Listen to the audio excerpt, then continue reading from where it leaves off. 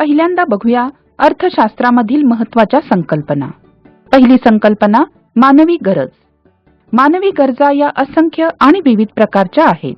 त्यांची ठळक वैशिष्ट्य: 1. गरजा अमर्यादित असतात।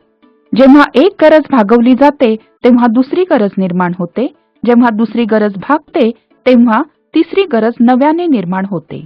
अशा प्रकारे गरजा कधीही संपत नाहीत। 2. गरजा परस्पर पूरक असतात।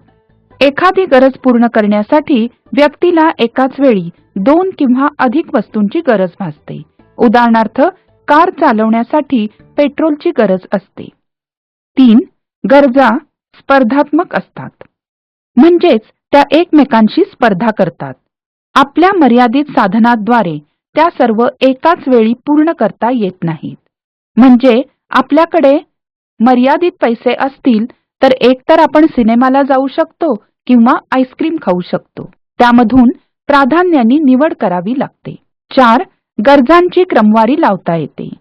अधिक महत्त्वाच्या गरजा आधी भागवल्या जातात आणि कमी महत्त्वाच्या गरजा नंतर पूर्ण केल्या जातात।